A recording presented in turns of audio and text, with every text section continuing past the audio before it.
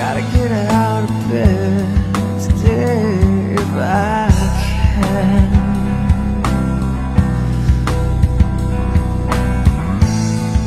I feel the day slipping away again.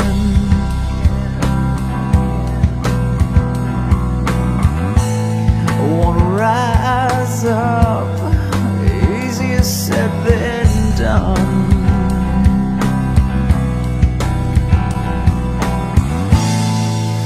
Gotta get out of bed today if I can. Hello, people.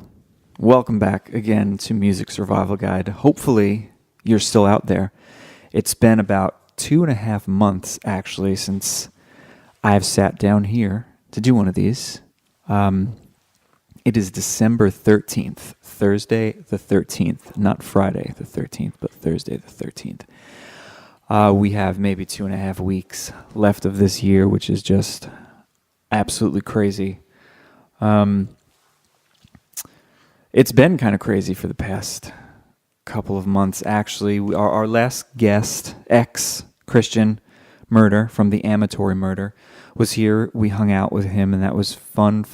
We talked a lot. We caught up. We debuted his new song. It got kind of personal, got kind of heavy at some points here and there, but that's great. You know, these conversations kind of spread their wings and go where they want. We barely edit anything out of these. So they're really pure, they're really honest. They come to you as they are. Tonight, I had mentioned to Monkey, let's do a kind of quote-unquote year in review type thing. He's here with me tonight. Hi, Monkey. How are you? Good evening. Okay. Anyways, he's got a fun shirt on. It's like a thermal with Santa Claus in a kind of beach chair, watching the sunset with palm tree. I'm assuming he's in Hawaii. No, I have no idea, but it's the only shirt that I own that is not black. Oh, you're so goth. My God. Totally goth. Oh, my God. All right. Anyway, the shirt's It's cute. actually a great opportunity to divulge that I don't have any tats. I don't have any piercings. But I am... Except the Prince Albert, right? Not even. But I am debating on this one piercing that I feel like a lot of people just kind of don't even consider in life. But if you're ever kidnapped, usually there's handcuffs involved. Mm-hmm. And what better way to escape than having the tip of your dick pierced with the keys to handcuffs? Okay, this got weird real quick, and that's totally fine, because weird is good. But anyway, so yeah, we wanted to kind of do a year in review type thing. I thought it'd be kind of fun to reminisce and go back. I can't believe it's been a year. This is actually the first year that Music Survival Guide turned into a podcast. It was just a blog for the past however long I had done it. I still do a lot of the blogging and the writing. I splice reviews into the pod or with the podcasts. It's just kind of, it does its own thing, and that's really nice. There's really no there's nothing that we won't do if we want to, or nothing we won't try, I guess. But this is the 16th episode. If you're counting episode 0, it's actually the 17th. But we're going to review the whole thing, and then we're going to give you guys a quiz at the end. So the first episode was January of 2018, and that first episode was just me and Monkey sitting around talking about music, about our own music, really, I think. That was, Monkey actually came on as a guest a few episodes in, like an official kind of guest, where I really grilled him and played a bunch of his music and his cool latest release. We played some of that. But yeah, the first episode was just me and him. And so we kind of just circled it right back around to where we started. You know, as Music Survival Guide, because Monkey and I had played in a band called Nox Cult. Before that, we met at a bar one night, playing some music, and we fell in love. We started a band, and we broke up for a while, and then we came back together with Music Survival Guide. Yeah, and before that, a lot of people don't know, is we wrote the song "Let the Bodies Hit the Floor." No, we didn't. And I don't want no claim. I don't care how much money that thing made. I want nothing to do with it. That song made zero money. It made money. Yeah, but It made money, and I want nothing to do with it. I would never write such a thing. If someone was like, "Here's $1 billion, write one of those," No, all jokes aside, I apologize because the singer did die a tragic death. Yeah, that's but true. I was actually very surprised to hear that we've done this for a year now. Yeah, I think that it looks like the first post episode was January 17th. Yeah. So it's been about a year. Pretty much a year. Yeah. And it's been really, really amazing. I'll probably do this again at the end, but thank you for doing this with me, because without Monkey, I wouldn't be able to do it. I use 90% of his stuff. I come here. I would say like I'm the face, but I guess I'm the voice. Yeah, finally, a little recognition. Shut up! I thank you on every episode, but he's brilliant. He's got a cute setup for me. I come in, I sit down, I got some water waiting, perhaps some tea. I get the guests, I get the people to come on in to talk, and we hang out and we do beautiful things.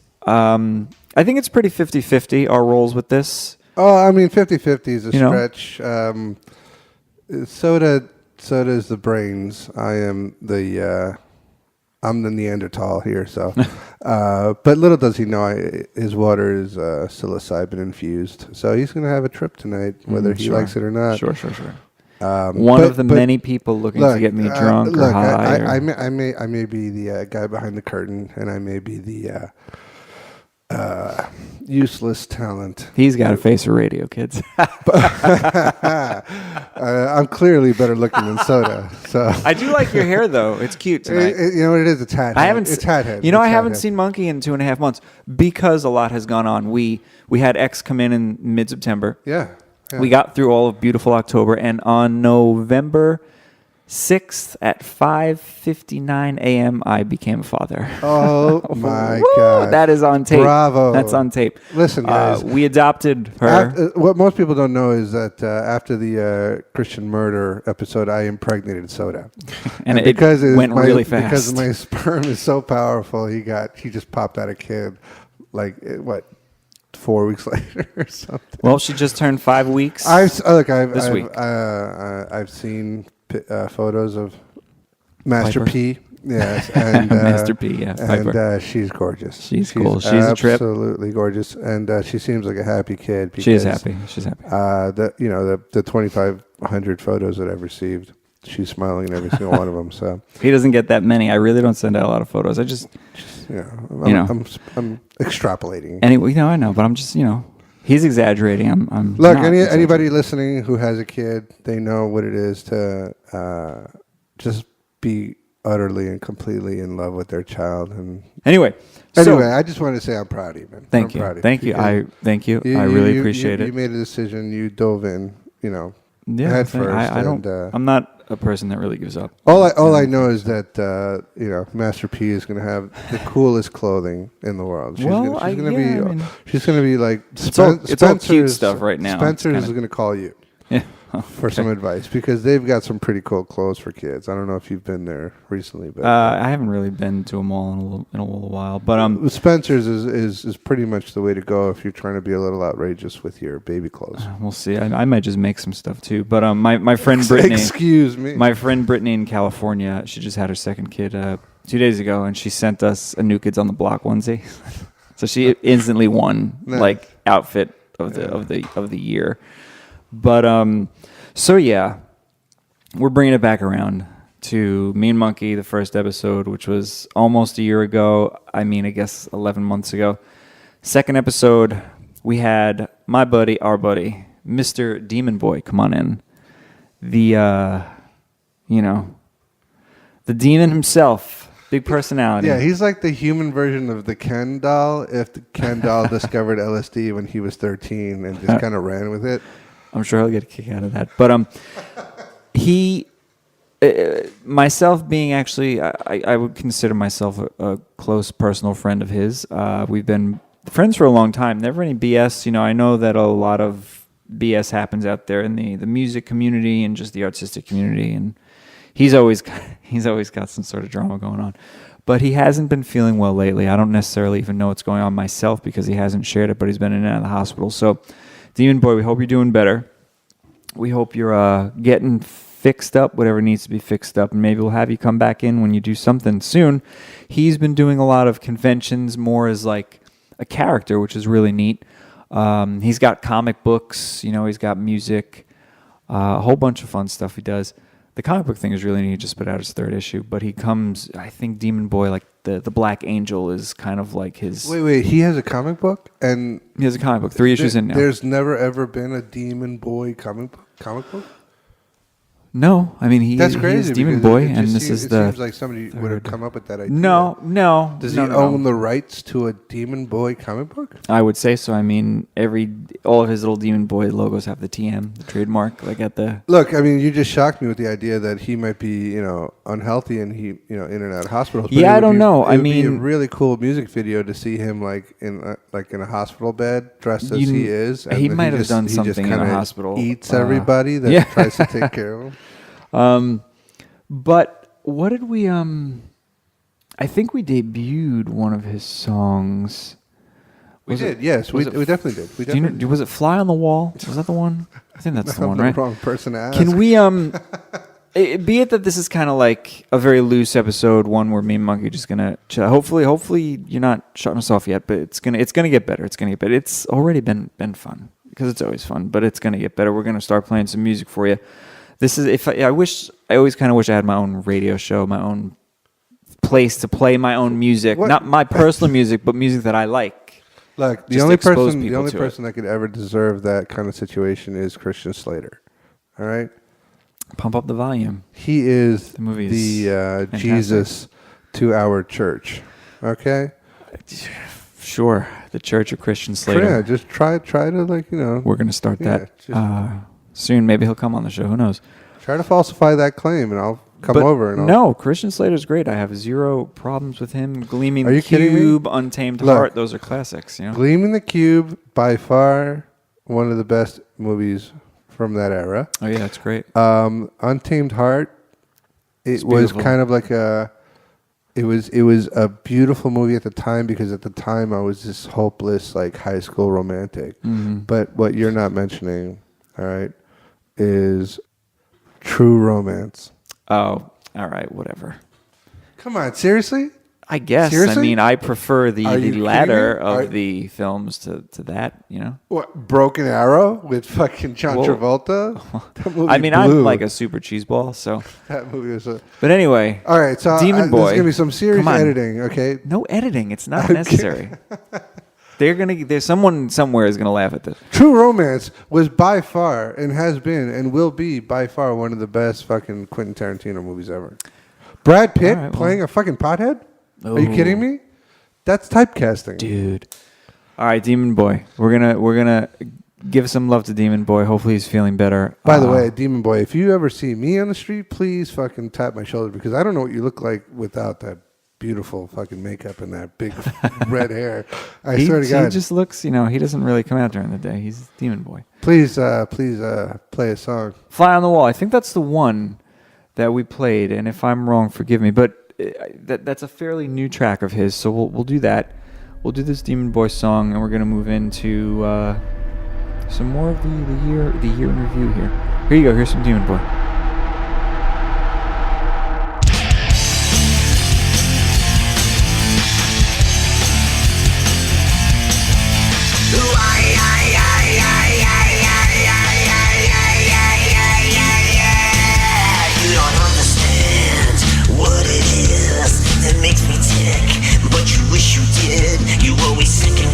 Wonder if I say yes, but you just lose out every time. If you only knew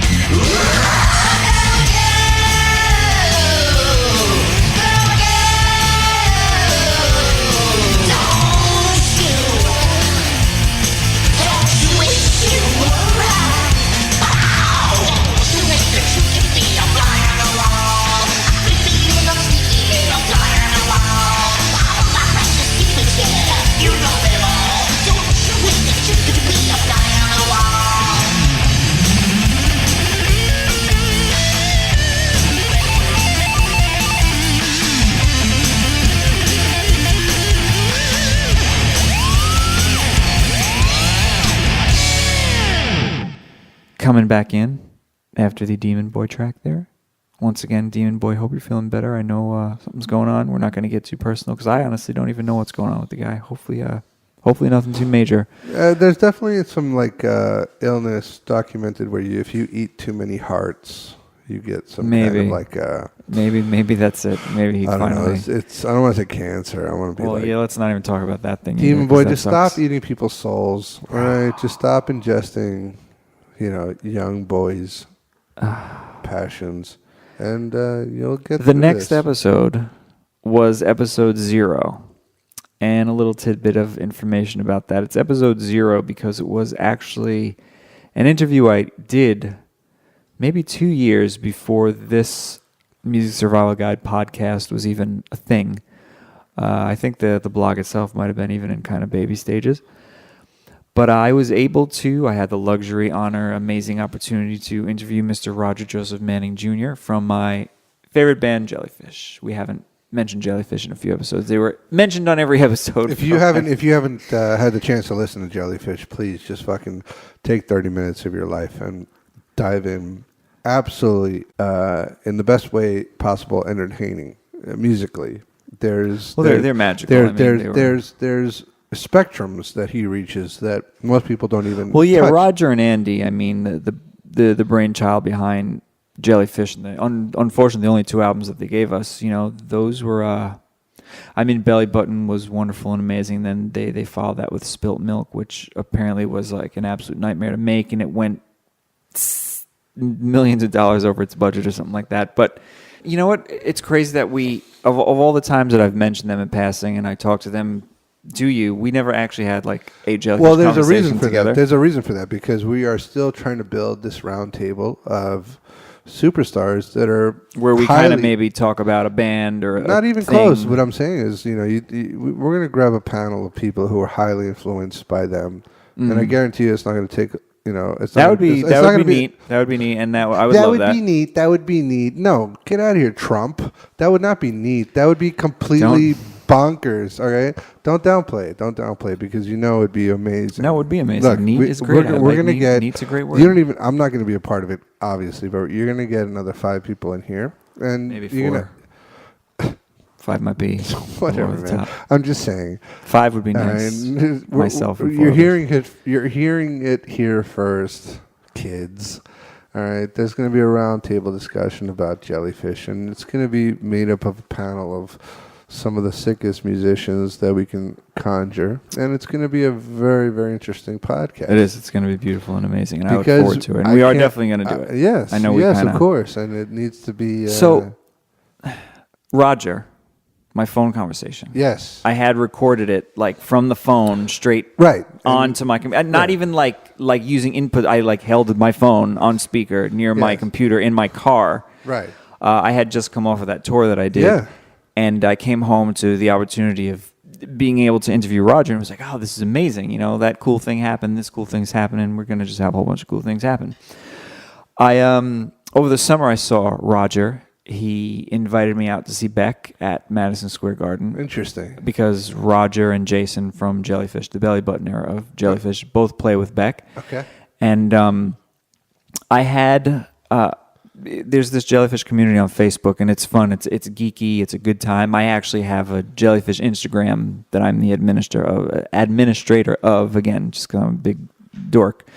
But it's fun to kind of, meet people that like this band because it's like a weird thing. It's almost like a kind of culty, thing.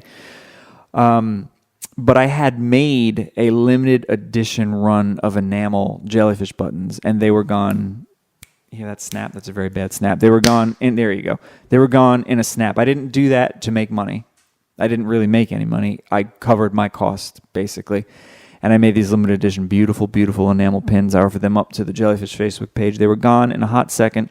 I did save 2 aside, one to hand deliver Roger, whenever that time might have been, and that time came. And there's an awesome picture of me and him on Instagram. He loved it. He freaked. When was that? When did you? Over the summer, maybe. I've been friendly with Roger for. What was he doing at the time? Playing keyboards with Beck and background vocals and whatnot. Gotcha. I've been distant friends, I guess, with Roger for a very, very long time. Pen pals.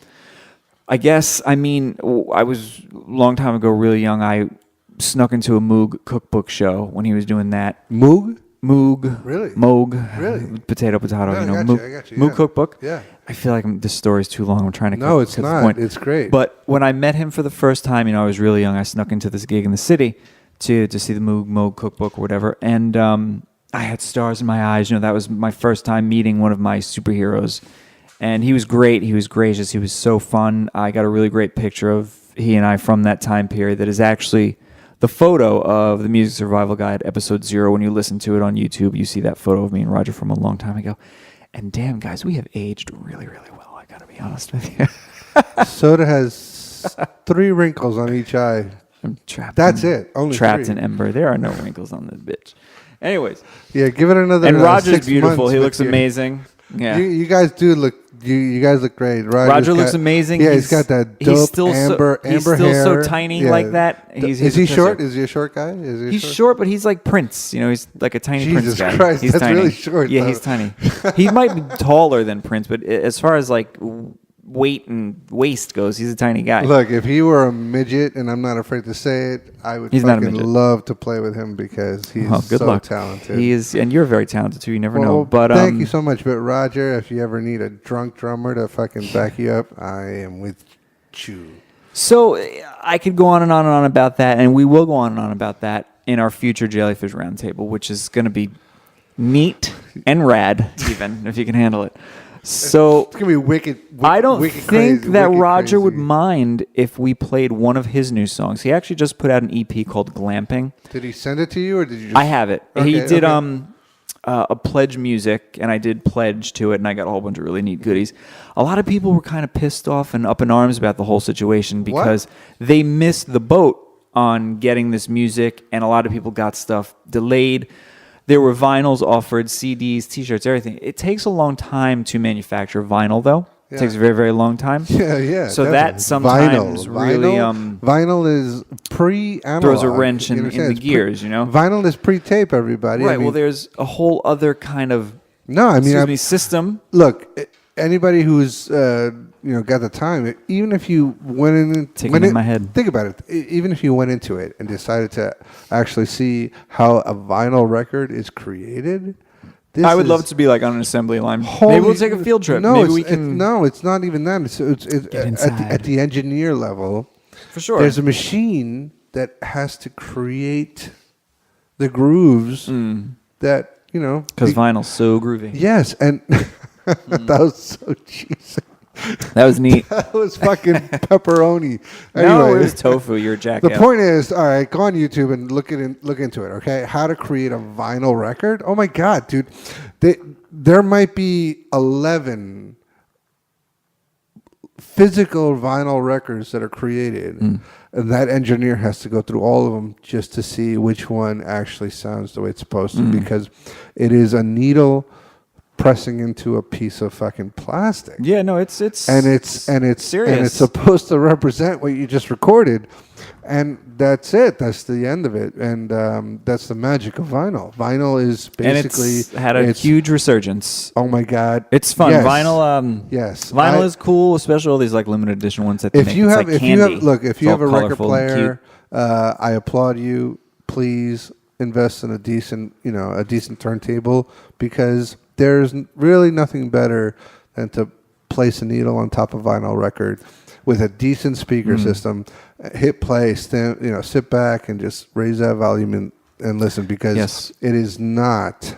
It is beautiful. Not your, average Apple earbud connected to your of course. Well, I mean, cell phone. One of my BFFs, Lemons, she's a big vinyl person. Her and her boyfriend Matt have a nice system in their home, and they're always listening to some really great music every time I go over there. And it's always good. That's the thing. It's like it's always quality. You could be listening to the worst fucking album in the world with zero following, with nobody interested at heart, but yet you put that needle to the record and it sounds almost as if you were in the studio while they were recording. It is quality. I mean, this should be going on set. Well, I'm sure you have a lot of people that are going to back you on the vinyl love thing, and then some people that are still just not getting it, especially with the. Well, no, it's. I mean, a lot of it's about accessibility. I mean, put it this way, me personally, my day job, I have the ability to listen to music while I'm working, and I go to Pandora because I'm just too lazy to go to any other medium. But at least you're listening to something, and hopefully you're discovering new things. Yes. Sure. Through your tastes they. I'll be honest with you. I am thumbs downing so much.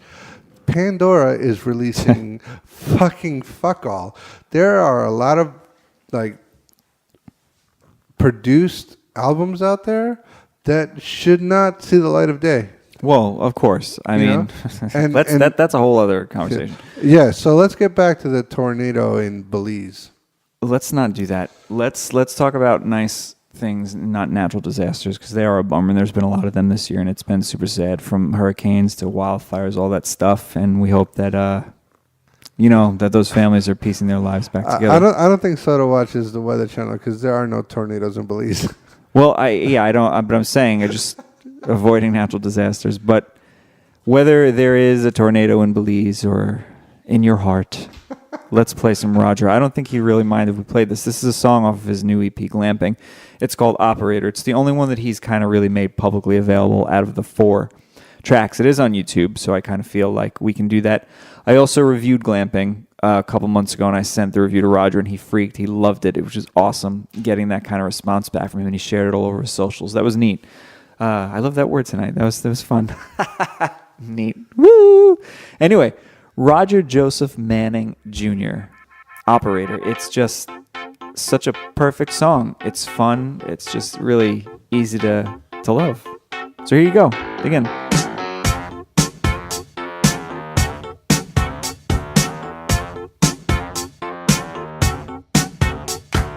Hello, friend. I confess a tragic tale to get off my chest. She left for good with no farewell. Lonely days talking to myself. Tell me, who could I call for a thrill? Tell me, where can I go when I've had my fill of this lonely old house on the hill? Operator, I need a favor. Could you take some time? I'm in need of a connection in the worst way. So don't say goodbye. Don't say goodbye.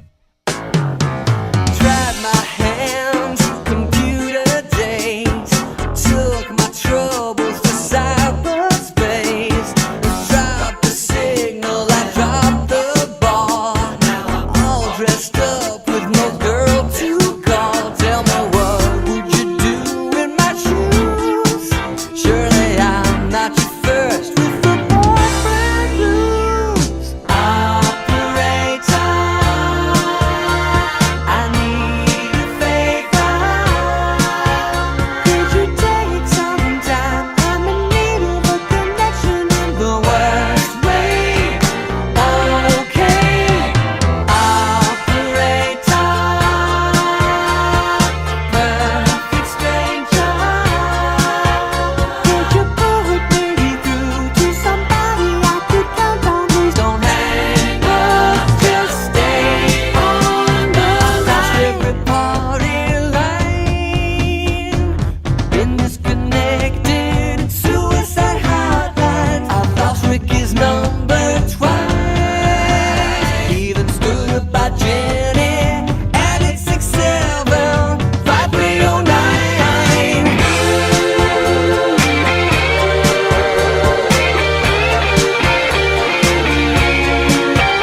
Could you take some time? I'm in need of a connection to the hospital lines. When I ask for conversation, girl, you don't say good day.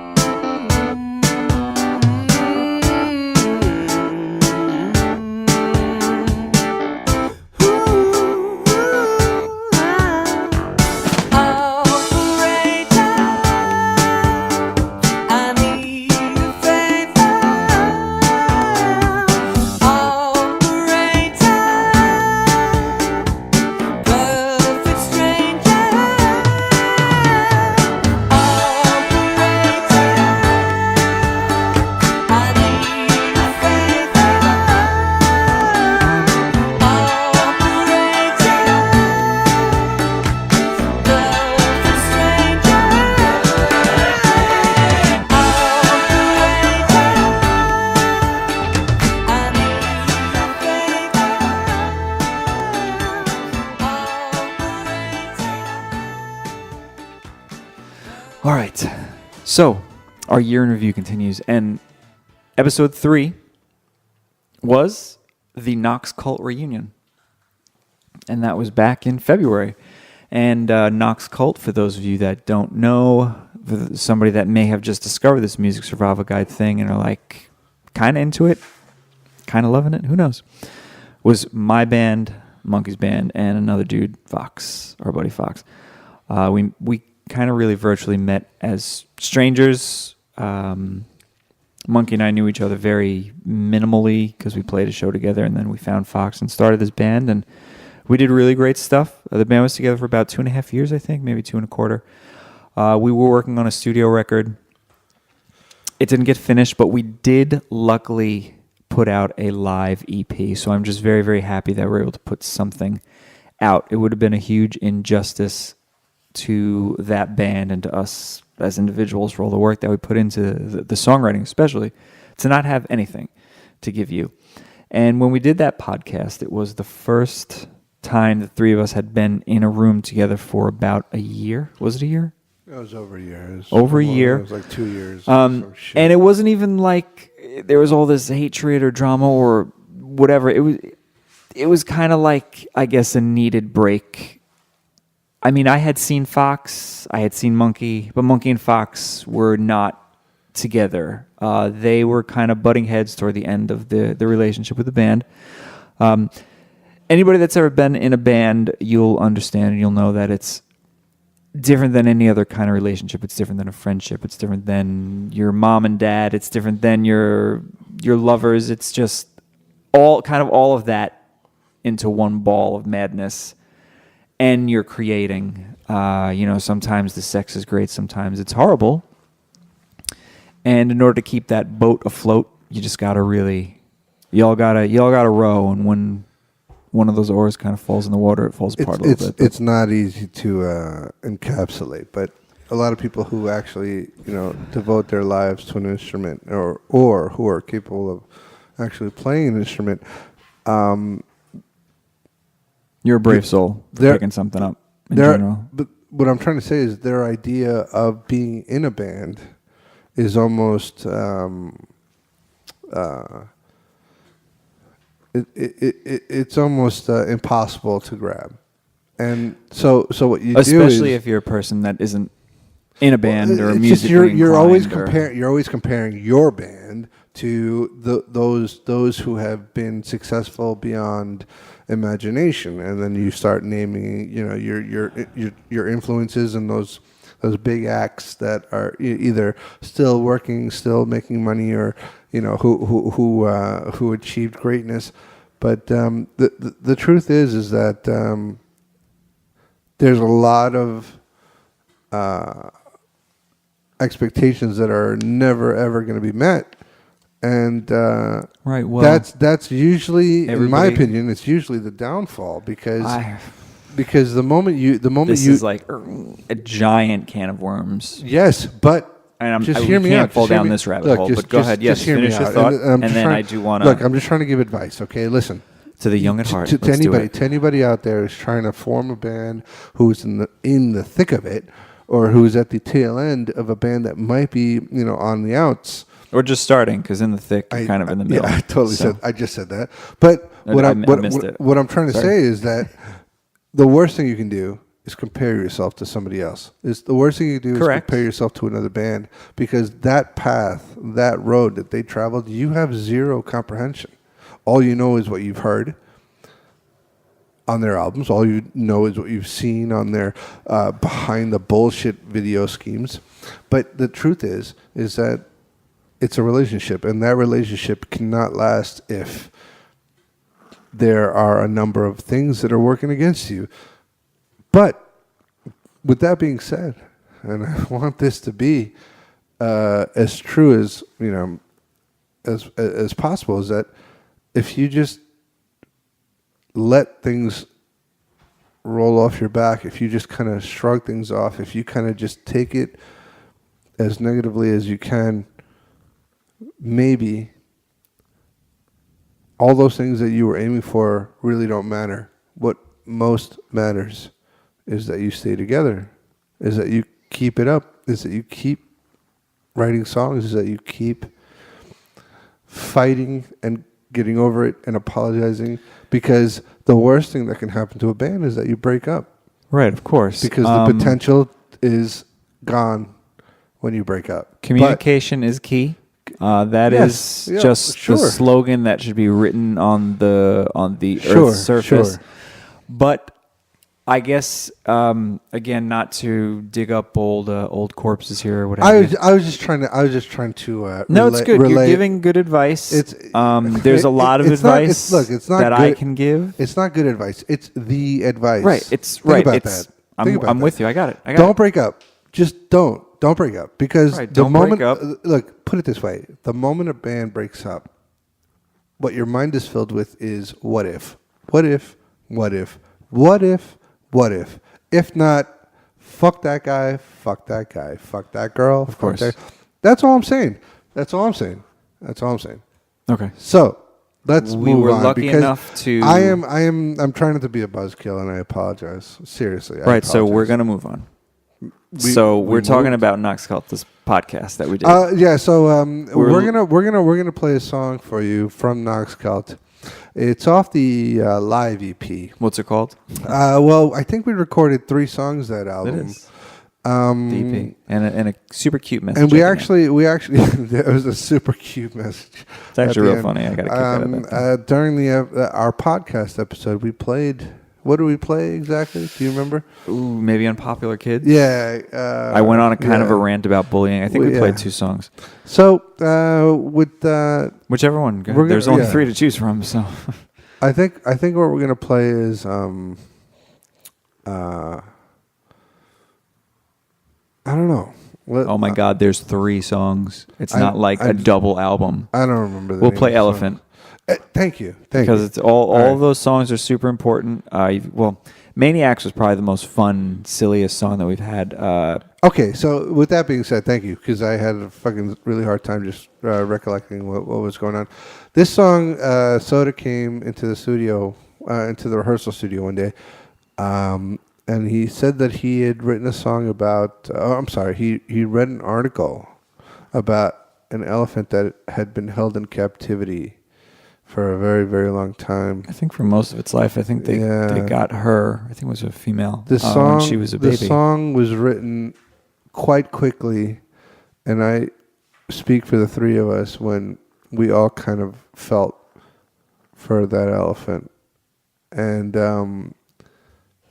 after the song was written, and for a long time after the song was performed, I started coming up with this video concept in my mind, and the concept itself, which would be super difficult for anybody to try to embody, but it might be easy for anybody who can actually, who's in the world of making videos or who's in the world of digital animation. But there are certain accents in the song that stand out very frequently, and I just imagined an elephant that had just broken out of jail and that just started stomping on people with the ability to talk and express what it was saying.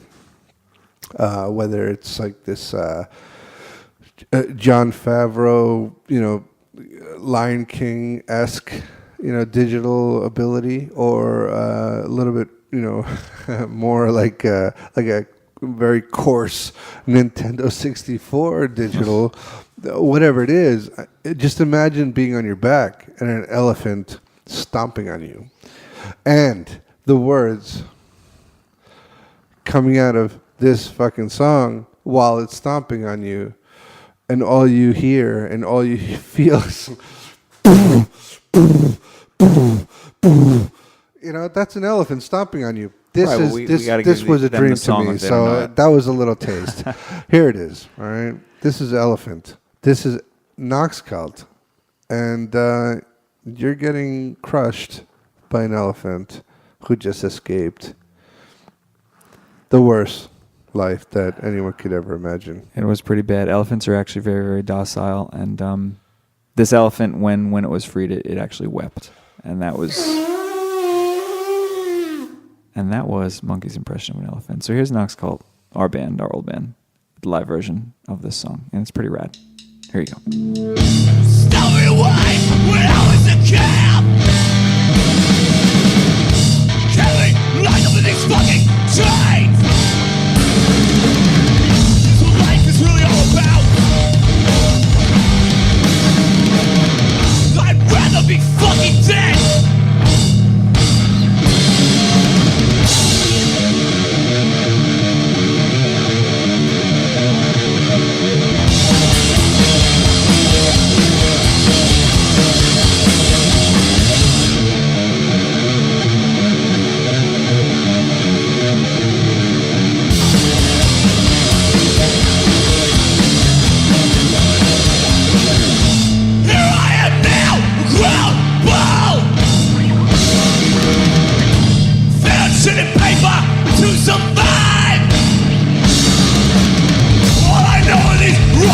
Fucking tried 50 years tied down in all this pain. Where is freedom?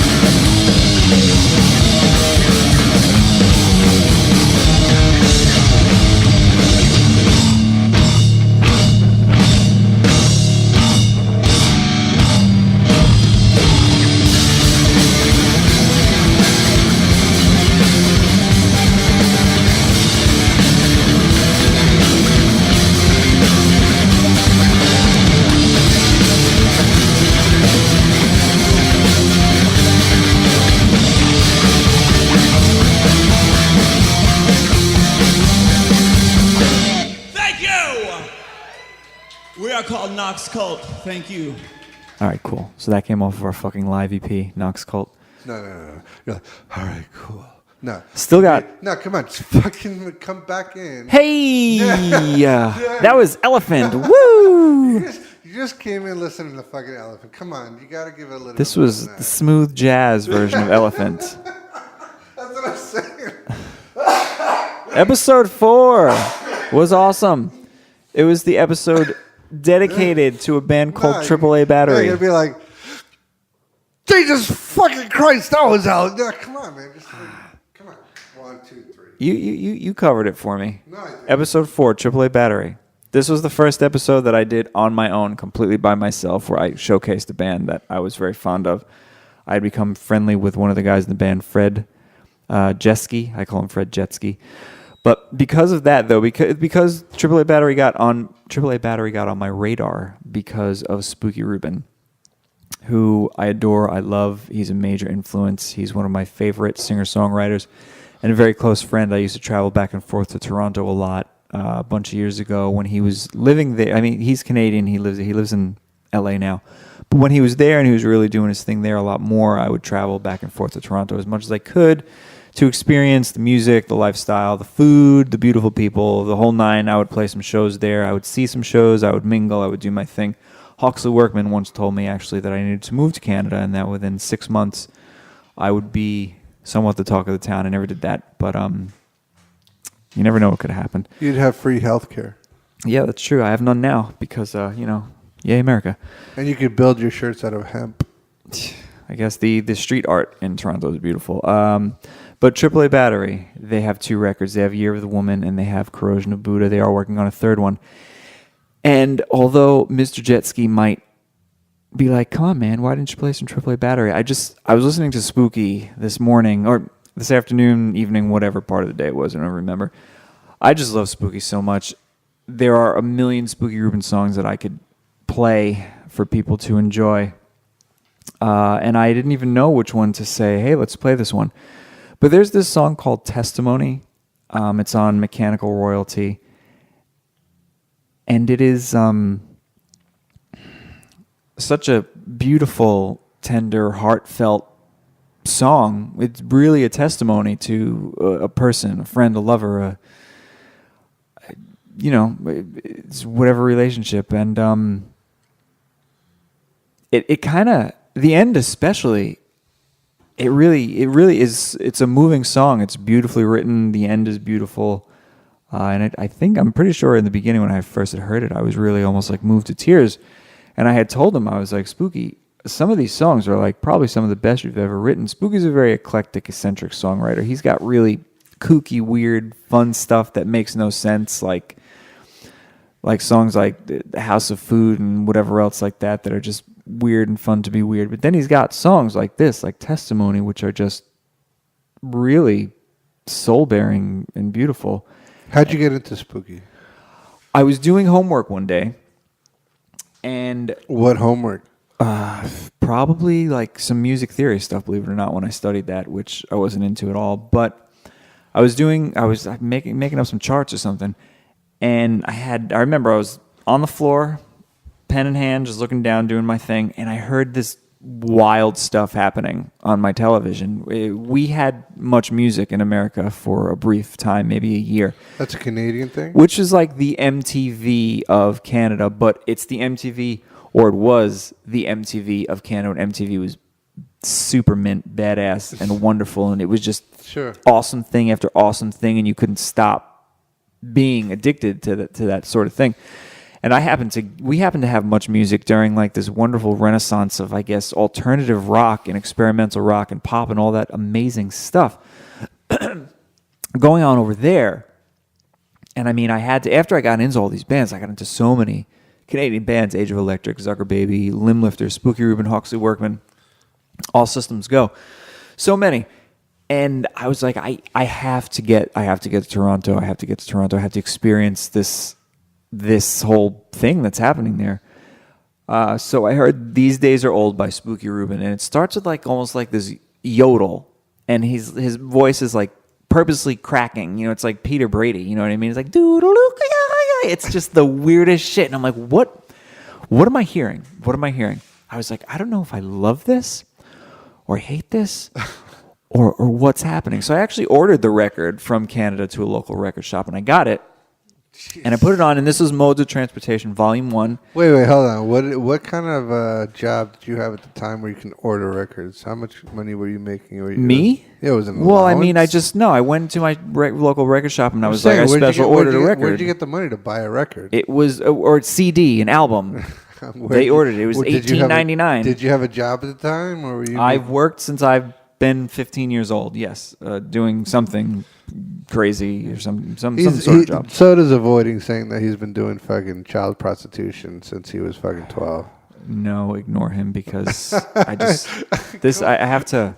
Look, my first job I need a mute button. I used to cut lawns. All right, I cut lawns. Right, we all started doing something we didn't like. All right, unless clearly we were very, you don't very want... fortunate. but I worked for like a fast food place. It didn't really matter. So Yeah. Spooky Rubin, These Days Are Old was the song that I had first heard off his album Modes of Transportation Volume 1, and that came out in 1995 on TVT Records. And it was really actually kind of life-changing for me because it pushed me farther into that experimental, quirky, weird world of music, which I really enjoy, and I started to enjoy more when I did discover and get into bands like Jellyfish, because although they're like very commercially viable, there was the weird eccentricities that came with them, and their songwriting was superb, and it was on a whole other level, the look, everything. But yeah, Spooky kind of helped change my life and point me in this direction of music, making it, listening to it, all this different stuff. And if you don't know Spooky Rubin, it's Spookey. The E normally, it's misspelled. Spooky Rubin, Ruben. This song is called Testimony that I'm going to play for you, and we're going to play for you. It's off Mechanical Royalty. He's got a Bandcamp page with all of his stuff on there. He's got a boatload of records out there. He's done production work for other artists too, everything. We've become very close since I went to Toronto many years ago to see him. He just couldn't believe, like, this weird kid from New York drove to Toronto to see him and then drove back home like the next day. What were you driving? Oh, I think my friend Mike, who I was in Violet Daydream with and who would go on to play with a boy called Big Soda. Mike? Big Mike. He's in Pudding Time now.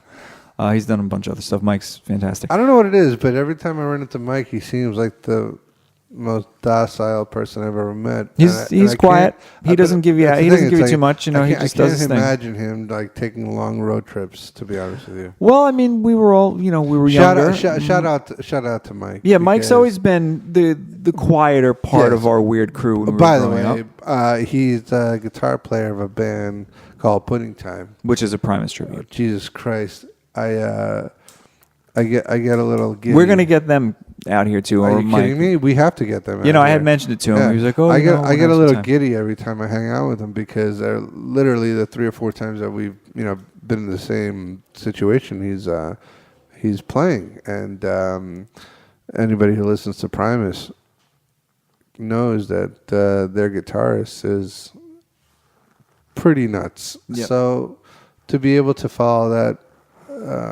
play that, copy that, be that guitar player covering Primus, that's going to be interesting. So so you and Mike drive out to the T-Dot, Toronto. We saw Spooky. Jesus Christ. And it was really amazing. And I remember that vividly, fondly. I went to like an HMV right downtown and loaded up on tons of records when I got there. Went to see Spooky. Did you say HMV? HMV, yeah. Is that like Tower Records? It was like competition? Virgin. Yeah, I mean, amazing stores. They might A even lot of still people have listening one over have there. no idea what you're saying right now. I don't know. They don't know might what- not they don't half know the what time, record but stores hopefully are. they That's might what I'm saying. investigate something. But A anyway, record store? Seriously? They don't know what that is. They still exist, and there are still a bunch of really cool ones out there. But anyway, let's cut to the chase. Let's give these people some music by Spooky Rubin. Let's give this song Testimony to the people. It's a very different song. If you hear this, you're going to be like, oh, he's a very sweet songwriter. But if you go backwards a little bit, you're going to be like, whoa, he's super duper out there and super weird. Covers a lot of territory. The guy is an absolute genius. He's fun. He's strange. He's just a great guy. So Spooky Rubin, my friend, my man. Here you go. Testimony.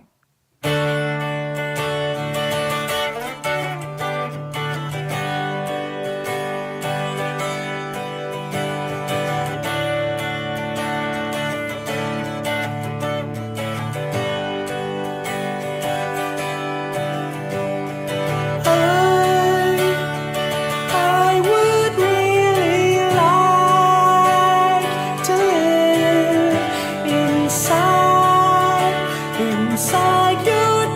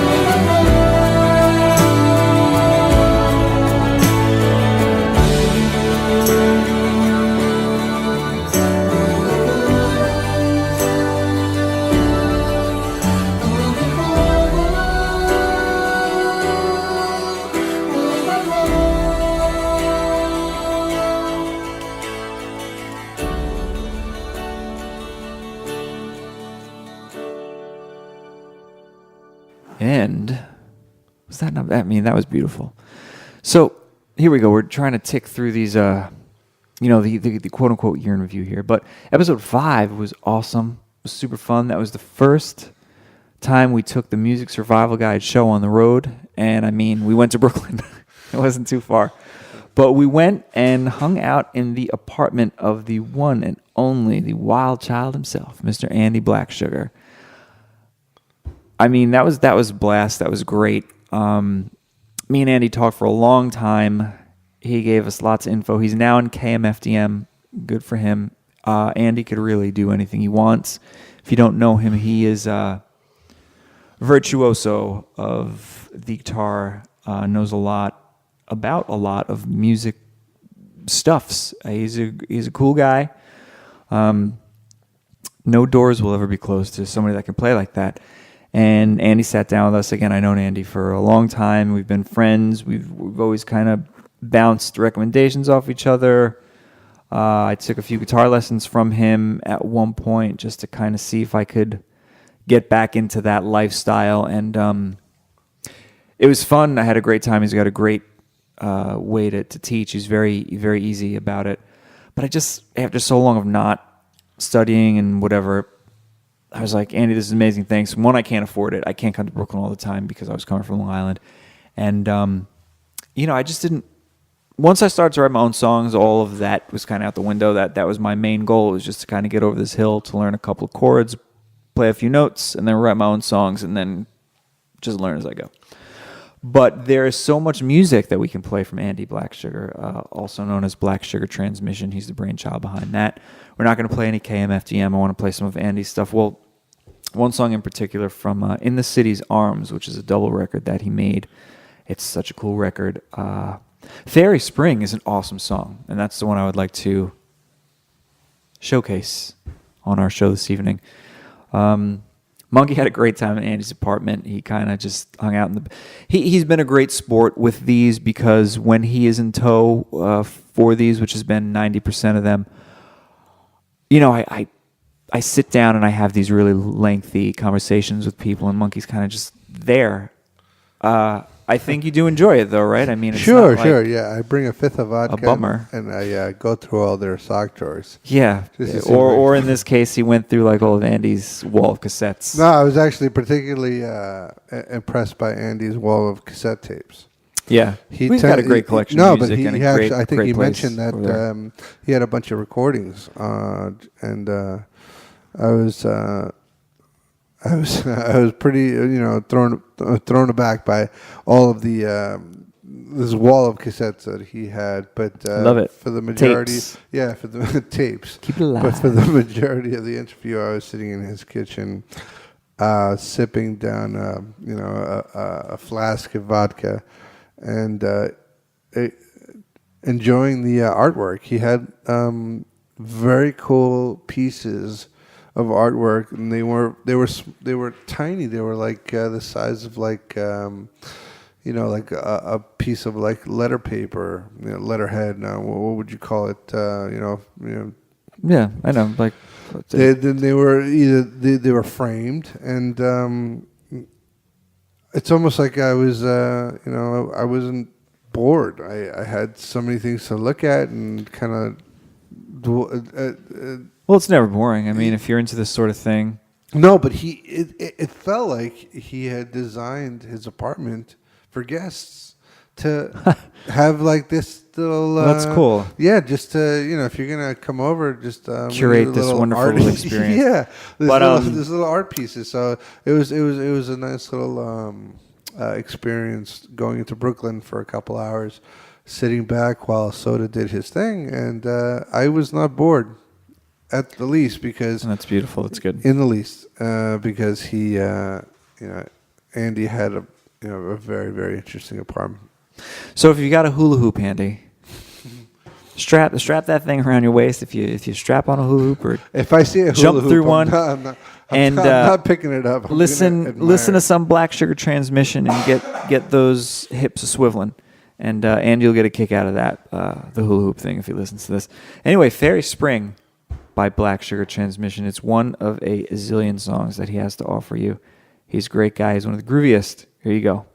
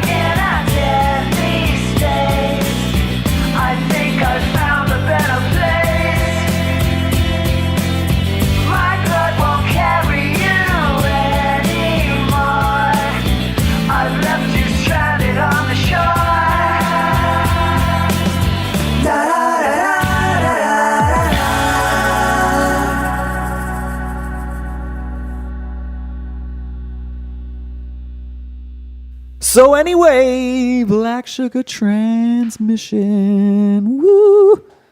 Number 6 was Monkey's episode. The start of it was just he and I kicking the podcast off. His episode was really me sitting down to actually interview him and get through a whole bunch of really neat stuff. It's things that I really didn't even know. And he gave me a great interview. He also happened to put out at that time a really cool album. His first solo release that he worked on for 7 years. And that he still didn't even want to put out. He wasn't too into it. But I sat and I listened to it, and I really enjoyed it. I haven't listened to it too much since then, but it's cool. Again, he's a multi-instrumentalist. It's not something that you listen to over and over again. No, it is not meant for that. It could be something that you put on in the background, though, to a friend of mine to make to paint or something. Actually, a friend of mine when I was living down in Chile, South America, he was very happy to hear what he had heard, and he told me that this would be great stuff to be put like in movie backgrounds, just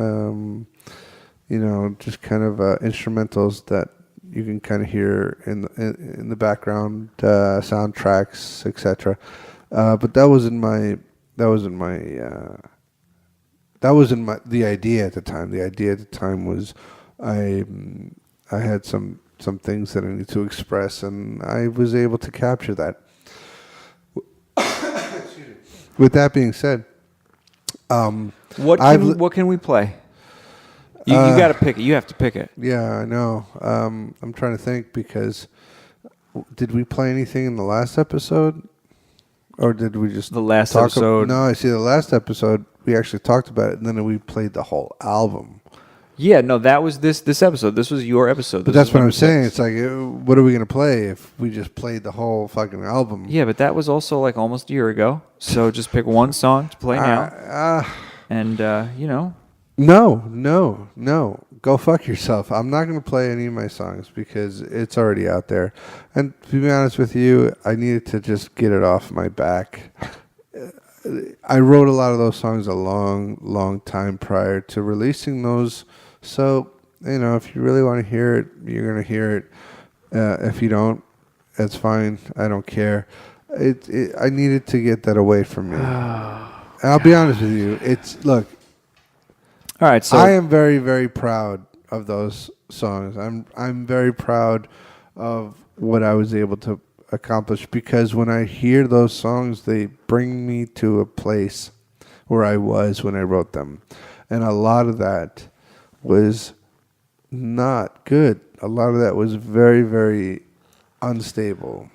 all right, so without picking apart your solo record, if anybody wants to pursue it, it's under a Metal Monkey. It's on YouTube, and it's abstract. Yeah, so that's it. Do that, That's it. and we're not going to play anything. Put it 'cause this. he told me to go fuck myself, so I'm not going to play. I any wasn't music. telling you to go fuck yourself. I was No, I telling know, I know. everybody that was listening to go Well, fuck that will themselves. definitely get people to pursue your. Look, your I'm stuff. not looking for anybody to pursue goddamn thing. I'm You not. don't have right to I make me needed- work for it. I had this inert feeling that needed to be. Inert. I needed to be, released. That's it. And he got it out. Put it and this moving way. right along. Guys, any man listening, women really you can't relate. I- Okay, I don't care. But guys who haven't, if you haven't like masturbated for about a week and a half or two, and you gotta have you need to release that substance because it's just building up. Imagine that times 12 years. It needed to be released. There you go. And a lot of that stuff was recorded in my bedroom with some very, very minor instrumentation. And I found a way to make it sound decent, and I let it out. And if you like it, you like it. If you don't, you don't. I don't care. I have priorities elsewhere when it comes to music. But I'll be honest with you, every time I listen to it, it makes me shiver, makes me glow, because it represents huge portions of my life that I just couldn't find a way to let go. So does tapping his wrist because I'm taking too long. Let's move it along. Let's move it along. Before the break, he told me that we had to go quicker, and I told him to shut the fuck up because he was talking too much. So we had Dave Alvin come in from White Trash, a band that I love. They were a big part of my youth. Grew up listening to those guys. White Trash was wild. From Queens, crazy players, loud songs from a wonderfully sarcastic, opinionated, fun-loving, kooky guy, Mr. Dave Alvin, and his White Trash cohorts. They put out 2 records. Actually, the first record to the second record had a different lineup, a different band. They were all knew each other though. The White Trash universe is really neat. But they went on to put out some more music, and Dave did a very brief side project called Mug Bug, which I love, which I wish they would do more with, but I don't think there's going to be. And he's doing a thing now called Bone Monkey.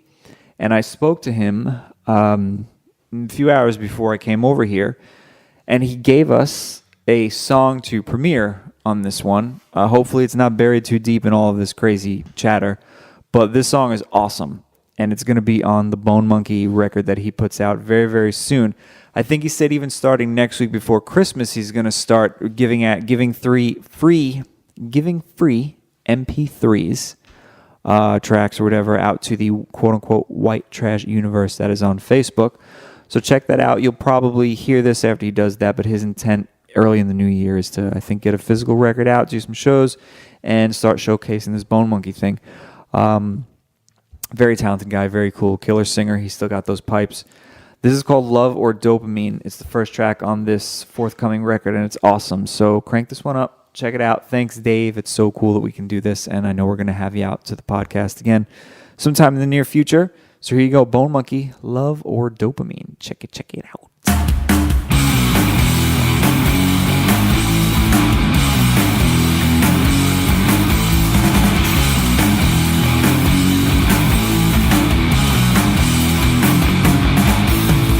Rose and Tommy went into the city and they took in a show. Craig and Lisa just got class to go hang at the mall. Bill and Donna took a walk in the snow. Mike and Terry don't care where they go. Bob and Tristan dropped off the kids and tonight they're alone. What's attraction? Is it dopamine to be in love? What does that all mean? Take two people, do they love or hate? How do they feel on another day? Now everybody wants somebody. Now everybody needs somebody.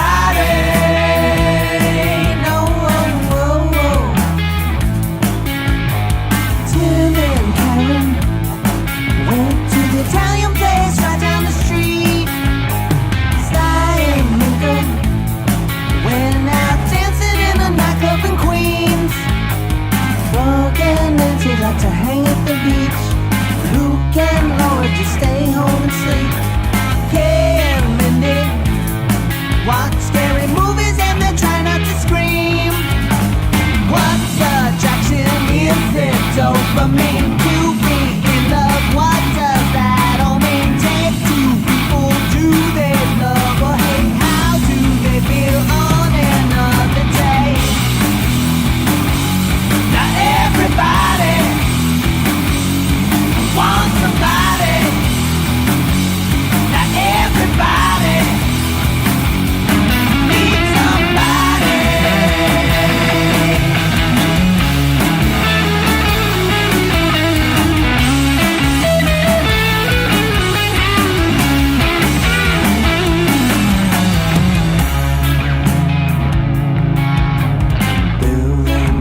Took a walk in the snow.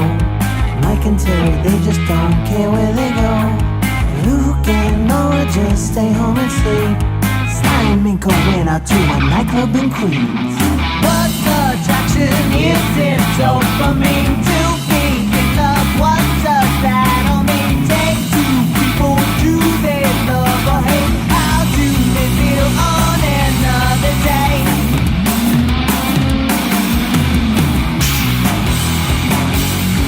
Everybody wants somebody. Now everybody needs somebody. Now everybody wants somebody. Now everybody needs somebody.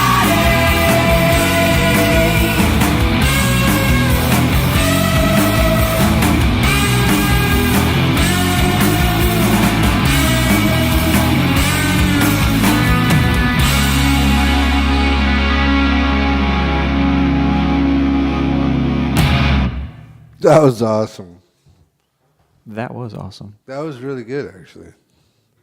Okay, so now, episode 8. This also, I mean, these are all very, very special to me just because we've been doing this really awesome thing. No, they were actually they were all great. Especially mine. Well, yes, I mean, that goes without saying.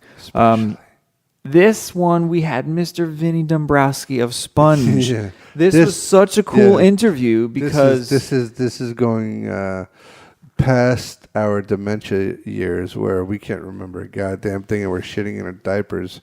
This is going to be embedded in our psyche forever. Well, this was a cool one because Vin had come to town with Sponge to play in Queens at Blackthorn 51, which all of us have played at this point. And he put us on the guest list, and I was like, oh, Monkey, come on, man, let's go see Sponge. He had never seen them.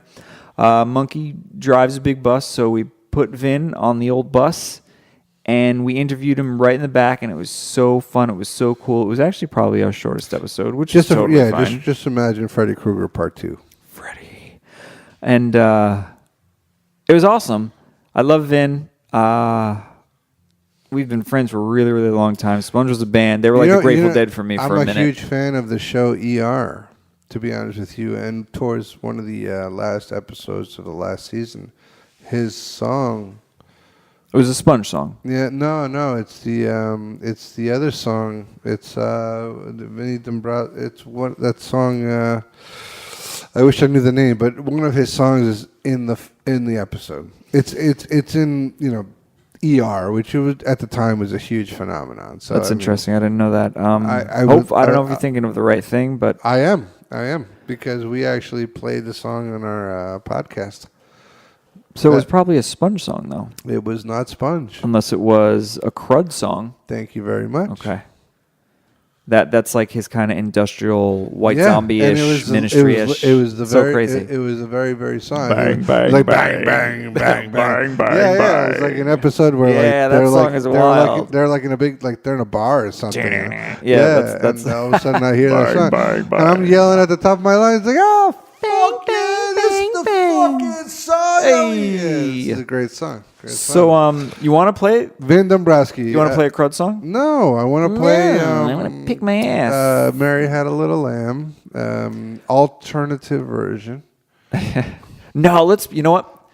Speaking of children's songs, let's play Speed Racer, the Sponge cover of Speed Racer. It is unreal. Seriously, that's the thing. This is real. God, this is real. He comes. Yeah, is man. real? This Oh my is real? God, you don't know this? No, it is sickening. You're gonna love it. We're gonna listen to it. No. Sponge Speed Racer. It's so all fun. I listen to is Bare Naked Ladies 24/7. I don't really like them. They suck. They are from Canada. They're so bad. So not everything from Canada is good. They're college. They're a college. But thing. let's play Speed Racer. All right. Sponge, so cool. Yeah, if you don't know it, you're going to get a kick out of it, guys. Here's Speed Racer. Hold on. Before we go there, though, Vin Dombrowski was probably... Yeah, we interviewed him on your bus, and we went to see the show, and Monkey fell in love with them. He was one of the coolest guests that we had because it was like, we need to impress him. We need to entertain him. We need to bring him aboard. And when I found out that we're gonna be interviewing the singer Sponge, I knew nothing of them other than that was one of the most famous bands of when I was in high school. So finally, I'm standing at the bar, and I probably had a couple drinks already, and I see them walk in. I see him walk in, and I go right up to him, and I just start babbling, blah blah blah. That is so unusual. Yeah, it's weird. This thing, it just took over. So my first instinct was to buy him a drink, but I didn't know if he drank. I didn't know what he drank, but I had a drink in my hand, and I was like, excuse me, Vinny. Hi, what's up? My name is Ronnie. I'm doing the audio for a podcast that you're about to blah, blah, blah. I'm like speaking a mile a minute. Mm-hmm. And when I suggested that I'd bought him a drink, he looked at me and it took him half a second. He's like, okay. And then we walked to the front. Vinny's we all wonderful, met. wonderful. We guy. walked, literally, we walked into the bus and like I handed him the drink and he held on to the drink and he drank the drink that I had bought him during the interview. You know what I'm saying? Like he was not worried about roofies or, Well, if you're a anybody friend of lacing. mine, then I'm quite sure he figured he was safe. Yeah, that's my point. He was just like, all right, this guy's just trying to buy me drinks, no problem. He was very fucking cool. And on top of that, he's wonderful. He's a great guy. When they came on and... they blew your mind. Not even that. I documented almost the entire show on my phone. And he sang to me almost the entire show. Love at first sight. No, it's not even that. The point is, he wasn't weirded out by like people filming him or anything. He welcomed it. He was all over it. Like I had the phone facing him. Well, sure. And he sang to me. Like he sang to the phone basically. I'm not trying. Well, Vin will sing to you if you ever see Sponge. He loves to look as far as vocalists go. Total pro. Oh yeah, he's a pro anyway. Yeah. I mean, the guy's Vinny Dombrowski is a legend. I mean, he's a legend. His attitude, and he's was, not as nearly as large as he right. should be. Yes, but he is a legend. Absolutely. Vin's but a legend. His attitude on stage with his attire was James Dean universe, James Dean appropriate. You know what I'm saying? Like he was Billy Idol up there. He was the man. He even knew how to sing. It's like it's almost as if he was designed to be a singer. He was designed to be a frontman. He's doing what he was made to do. It was sure. effortless. Some people really need to push out notes, and he could just really, really sing. Yeah, he's a great singer. I was impressed, and I am a Vinny fan for the rest of my entire. There you go. Took one evening, existence. and Big Vin won the monkey over. So, Speed Racer, super fun. Have fun with this. Here it I'm is. gonna try to move along a little quicker, but enjoy this, man. Here you go.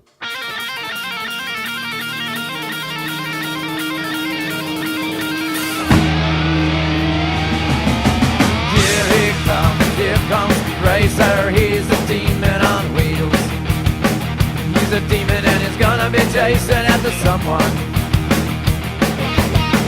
Leaning on you, so you better look alive. He's busy revving up his powerful Mach 5. And when the odds are against him and the strangest work, you bet your life Speed Racer will see it through.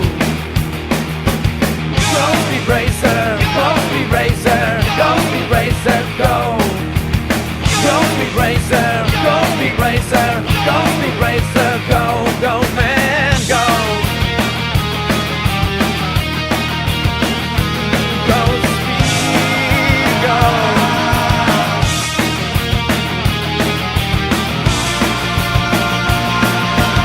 He's coming blind as he guns a car around the track. He's jamming down the pedal like he's never coming back. Adventures waiting just ahead. Go Speed Racer, go Speed Racer, go Speed Racer, go.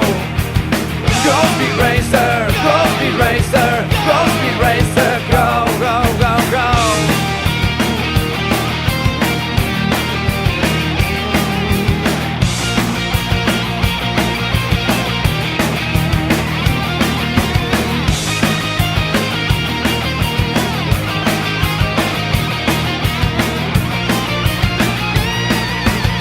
Go Speed Racer, go Speed Racer, go Speed Racer, go.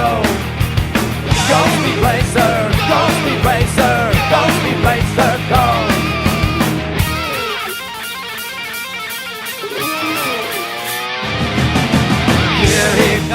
Here comes Speed Racer. He's a demon on wheels. He's a demon and he's gonna be chasing after someone. Leaning on you, so you better look alive.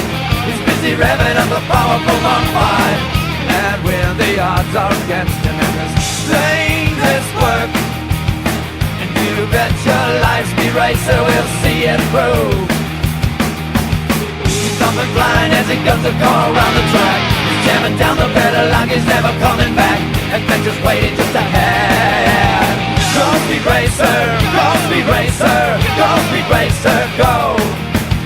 Go Speed Racer, go Speed Racer, go Speed Racer, go.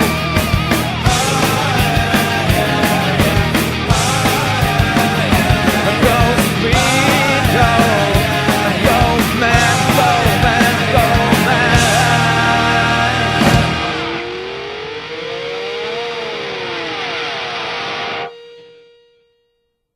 All right. That was fun. We've had a fun year. We're getting through it as quick as we can. Just recapping everything. Episode 9 was Trist. She came in. It was so much fun. She brought us some macaroons. It was the first time I ever ate macaroons. Wait, I'm sorry. Who's Trist? Trist, Crystal Noir. Who's that? Crystal Noir? Stop. No, I'm saying, can you go by her a little faster, please? Can you give her less credit? Well, I'm saying I'm just trying to zip through everything. I give Trist all the credit in the world. She's got a bunch of great stuff that she's doing. She does, she sold out venues in New York City. You know what I mean? Like, nobody can really say that. What Soda's not saying is by far Trist was hands down our most. It was the funniest episode that we did. Yeah, she was the most eclectic guest that we had. She was. We had lots of fun with her. She was amazing, so good. She needs to be here at least, every other episode, whether she is, our guest or not. She was awesome. Be here all the time. She just said, "I'm done. I'm out. I quit." She should bring be, her in. Maybe she'll host an episode. I kind of wanted to do that once. I want Steph Vellum. I want Steph Vellum to host one of these. I've been telling you to bring Steph in for a while. But she lives down south now, so how far south? Like Carolina Beach, Venezuela? Far. No, Carolina Beach. That's Carolina. not far. It's far enough. She can't just kind of hop on. What about a phone call? No. I want that to be in person. I have a. So wait, do we an have to idea go with her. down there? No, she'll be back. She'll be back soon. I think she's coming up in February. What's But up Steph here? Vellum from Vellum Magazine, an incredible magazine. I'm just trying to shout everybody out real quick. All of our people that we love and that love us and that always give us a heads up. This a Coca-Cola shout out, is whatever. delicious. Yeah, well, I don't know. Anyway, we've got Trist. We had, oh my gosh, so many great guests. Trist. What else? I'm just thumbing through my phone here. Actually, I did a review of this amazing instrumental record by Dino Melito, who covered Kitaro, who's like a new age Asian musician and incredible. Dino is great. He was from where? Do you know? I'm not sure, but it's Kitaro, Kitaro, and he's very progressive. He's like, God. Maybe this is an uneducated comparison, but he's like Asian Yanni. You know what I mean? He's like intense. Is that a good comparison? Seriously? Yeah, Yanni's wild. Yeah, but Yanni's also the butt of a joke. Well, I mean, this is no joke. I mean, and Dino Melito did this beautiful EP where he covered Kitaro stuff, who's like predominantly like a keyboard guy. Okay. Did it all on like acoustic guitars and all that stuff. It's beautiful, beautiful, beautiful. I recently went down a rabbit hole. I'm a huge fan of baby metal. Oh, gosh. That's fun. Baby Metal's cool. You know who worked with Baby Metal for a minute or did some with them? Demon Boy. No. Yeah. He's got some cool. He's got some cool baby. That brings us to the beginning of our show. That he's got some cool Baby Metal stories. Next time we see him or you see him, you'll have to ask him about that. So check out Dino Melito. If I ever see a demon walking the street, I'm fucking running the other way. Well, anyway, he's not. He's not that highly scary. religious, by the way. I know. Jesus lover 101. Dino Melito. He's amazing. He was in this band called Serum that I loved. We did a Prince tribute on our podcast, and all hail Caesar. We encountered a lot of trouble with that because we like to play songs within the podcast. But when we put the Prince one up, seconds later it came right down because of copyright stuff. Rightfully so. I get it. But he's an artist that is very, very blocked, I guess, in the way of that sort of thing. So we did a version 2.0 of that where we kept the content and just took out the put it this way. Anybody out there, and I mean, Prince, obviously. Yes, so of we course. Don't need but I mean, Prince is larger than life. But anybody out there who thinks that they can make money playing music, you better think again. All right, because even for somebody like Prince, who is the biggest thing to hit the music industry in a while, he understood that to make money, there was a certain avenue that you had to take. And he happened to take every one of them. At the same time, though, he went against the grain. Oh, he went way against the grain. That's what I'm saying. So I'm contradicting what you just said. I mean, not necessarily. I know you love to do that. Okay, so what I'm saying is, he decided to go against policy, and his record label made it very clear that if you go against what we want you to do, then you're going to have to play shows for the rest of your life in order to pay your debts and make money. And that was his intention, and he went that route. Unfortunately, he lost a battle with we don't know that for sure. He lost. He fucking died. All right. Yes, he did. And he died And because and the world got smaller. And he died because he OD'd on the very medication that he fucking relied on to keep him going. So, I mean, say what you want to say. You never know all what right? happens behind closed doors. He was a very, very private guy as well. Yes, very, very true. But I don't want to dwell on that because that makes me very absolutely sad. I love not. him. All right, We dry your always- tears. So many of us okay? adore that Let's man. play some fucking Prince. We all can't right? do that because this episode All will right, not. then will let's not- sing it. Let's hum it. All right, I'll be the drums. You be the humming. No, Okay, there's a here lot we of go. songs for that.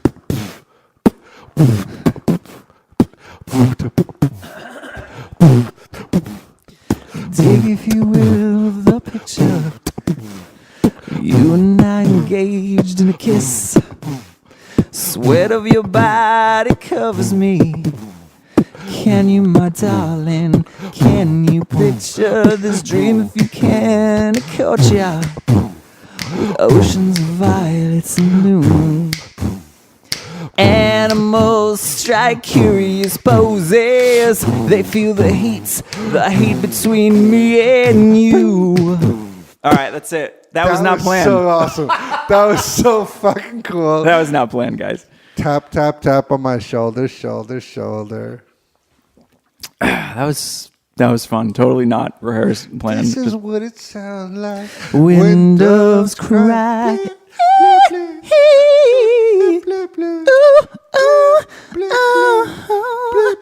all right, that's it.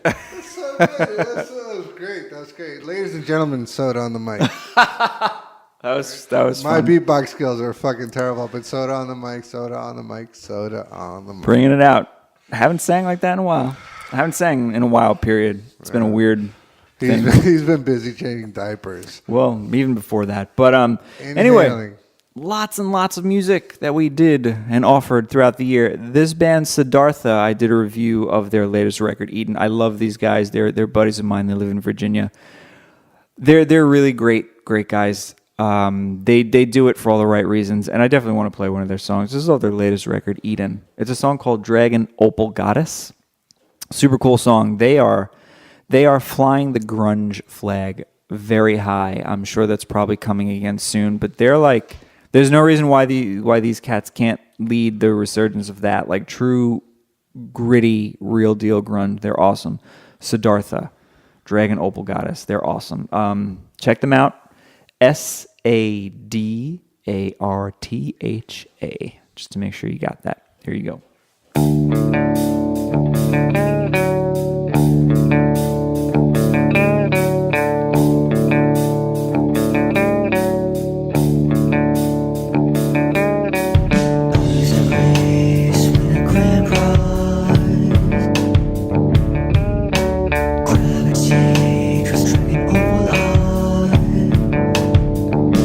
Lost in maze, freedom to stand.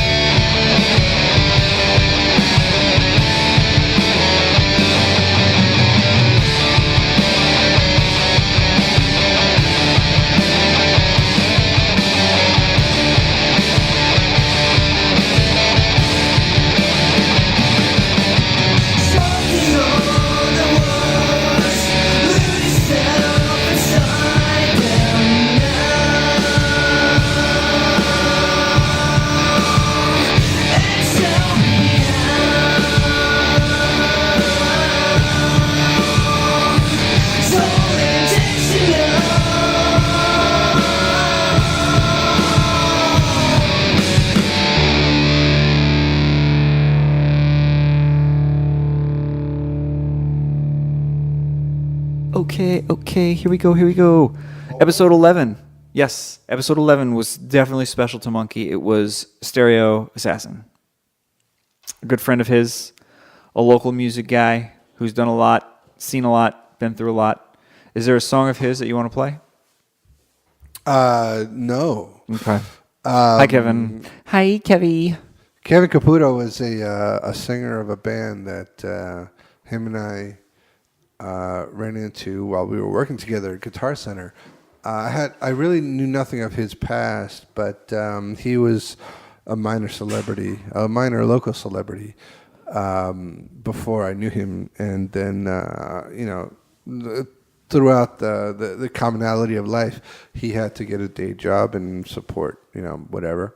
So we met at Guitar Center in Court Place, and for those of you who might know this, actually the Guitar Center in Court Place was at a different location at the time. It was Glen Cove Road with Westbury Avenue, where today it's Glen Cove Road and Old Country Road. They moved. Anyway, I hadn't spoken to Kevin in a very, very long time, but I found his contact information on Facebook, I think. And when I finally was able to get in touch with him, with enough confidence, I asked him if he would be a guest on our podcast, and Soda was very happy to, be a part of that, and so was Kevin when he came here. We had a. It was a good one. Yeah, that might have been the most controversial one. Controversial, Trist was held the award for the funniest one. I disagree with controversial. I know you classify it as that, but I don't necessarily think it was controversial either. But I mean, as far as our show goes, it was probably the most.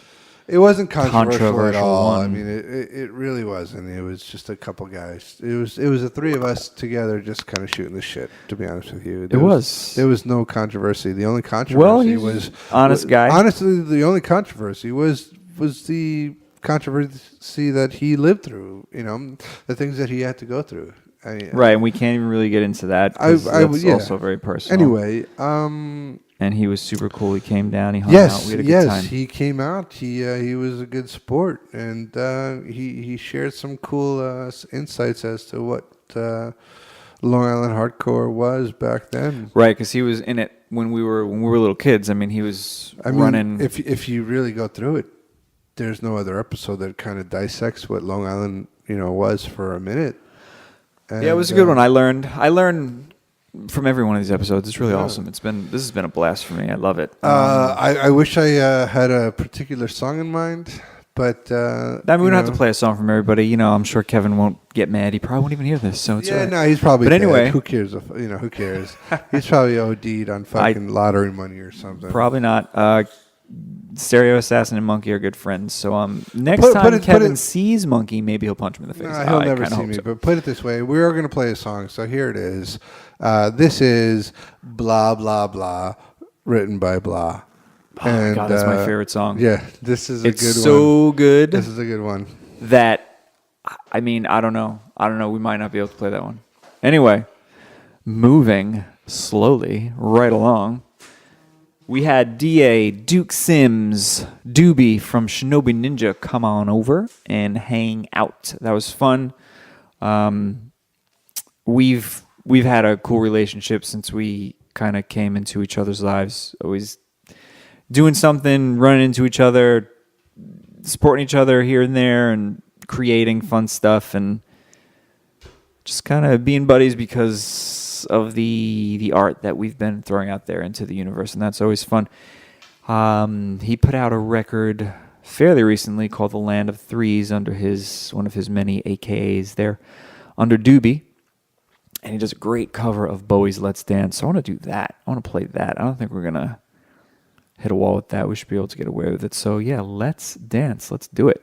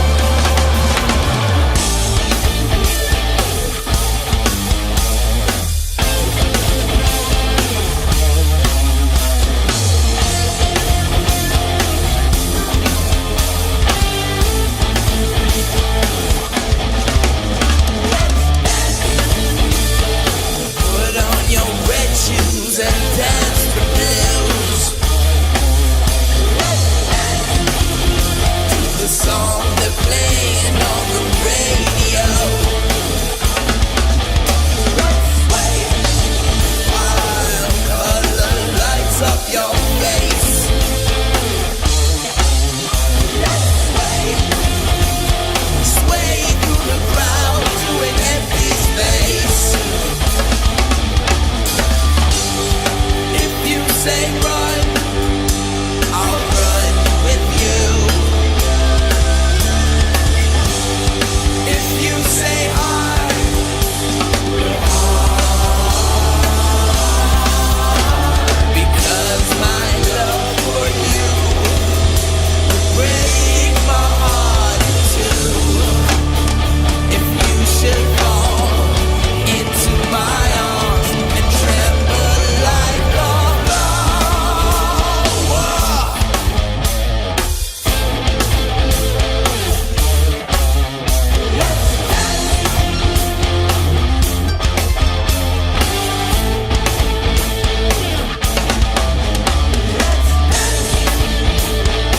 Feel your grace should fall.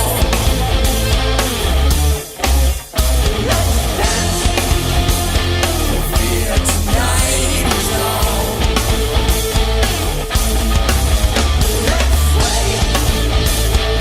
Look into my eyes.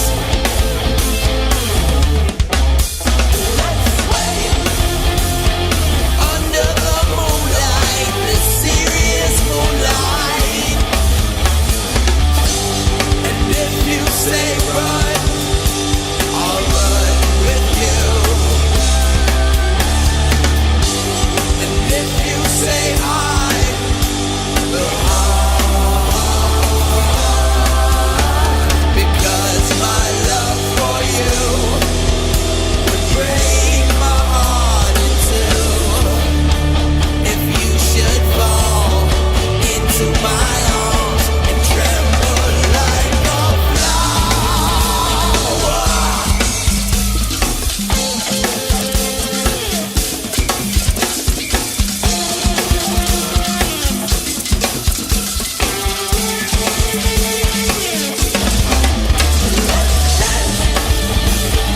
Put on your red shoes and dance the blues. Under the moonlight, this serious moonlight.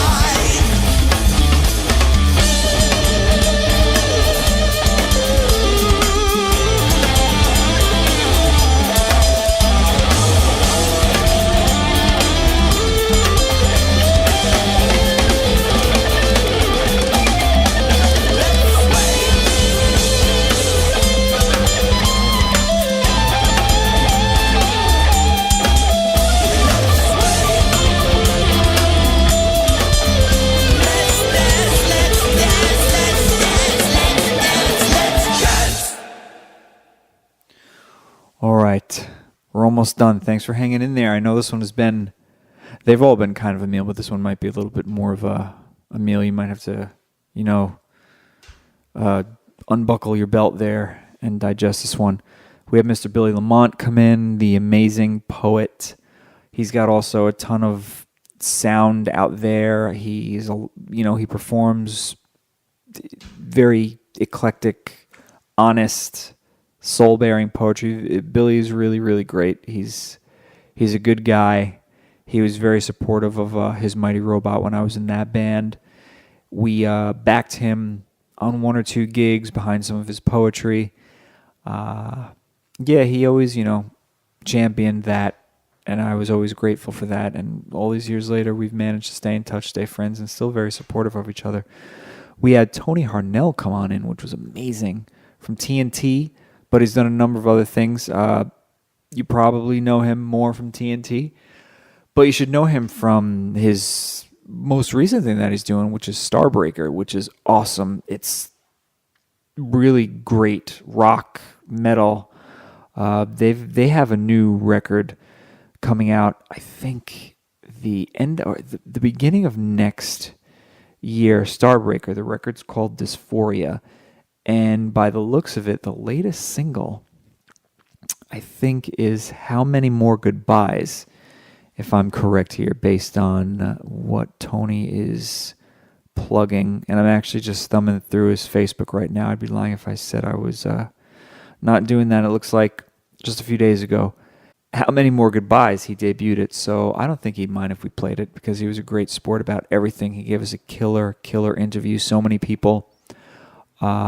We got a lot of feedback from people literally all over the world, which was amazing. Got some cool messages.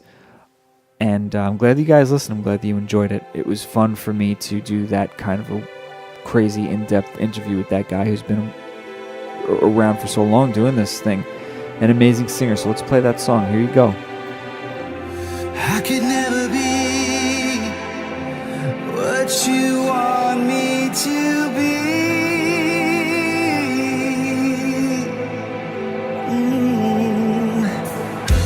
I could never do what I needed to do for you. What if we both never loved like this again? Then you said, how many more goodbyes can we say?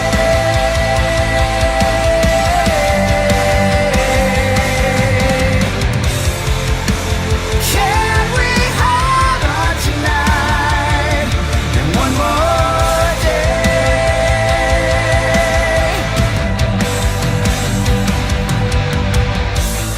Everything changed from the moment I saw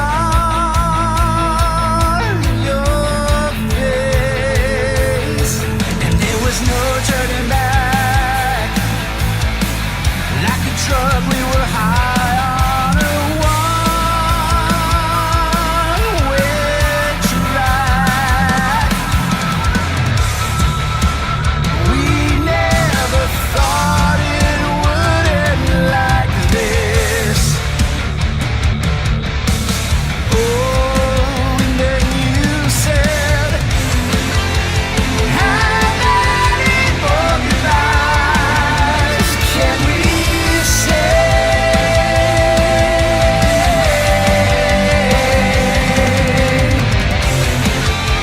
Can we hold on tonight and one more day?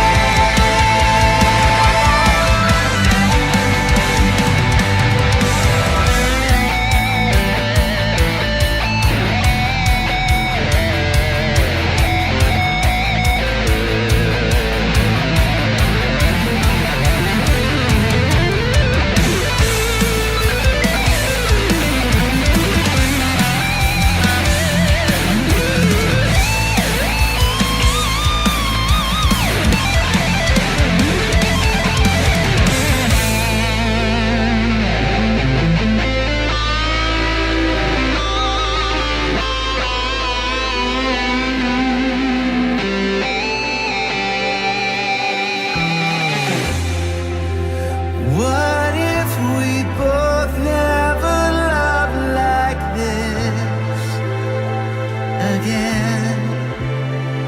Then you said, how many more goodbyes can we say?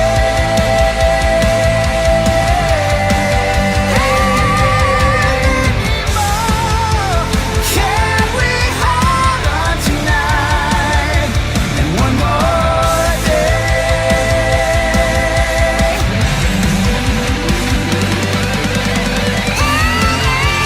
How many more goodbyes can we say?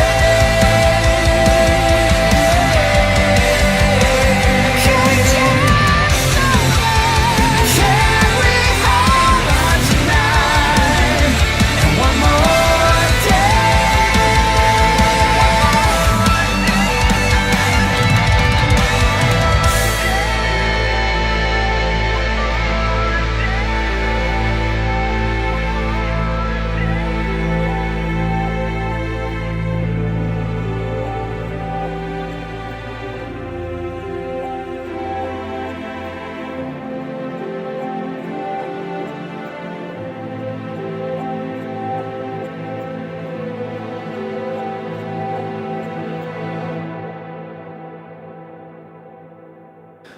All right. So the last episode that we did, I talked about a little bit in the beginning, and we had X. I call him X. Christian. He spells it Xian. I always called him X since we came into each other's lives. Knox Cult and us played together. Knox Cult and us, that didn't make sense. Knox Cult and his band, The Amatory Murder, played together. And we all just became kind of friendly with each other, liked what each of our own projects were doing. And we became friends, and we've managed to stay in touch also, which is great. He's doing some cool stuff with the Amatory Murder. They opened up for Stabbing Westward actually a couple months ago, and I know they had a good time with that. I wasn't at that gig, but I know they were very, very excited about it, so props to those guys. And when X was here, we debuted his latest solo song called Please. So I just want to play that again, actually, because why not? It's a really cool song, and I know he's been kind of plugging it here and there. He just performed it recently at a gig that he did. I'm not sure what gig, but that was pretty rad. So thanks. And I also want to mention, X, when you were here, you put out there that you've got like this toy box full of 90s toys or something like that I was going to be able to pick through. I'm still kind of waiting for that moment to happen. So hopefully he'll listen to this, he'll get a kick out of it, and he will give me all the toys that are in his toy box. I'm waiting for that. He promised it, and it's on tape. It wasn't in writing, but I got it on tape. So let's play Please by Christian Murder, and please enjoy it. Here you go.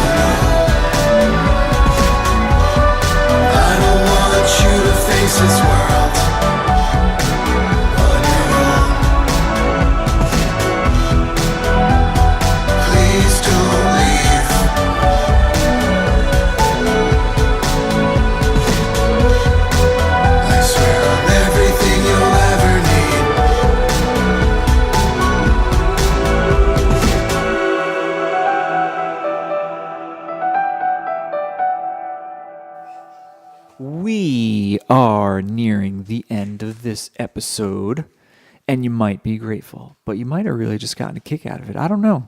It all depends. If you like to listen to people chit-chat, guys like Monkey, who loves to talk, and maybe you learned something from tonight. I doubt it, but he's fun to hang out with.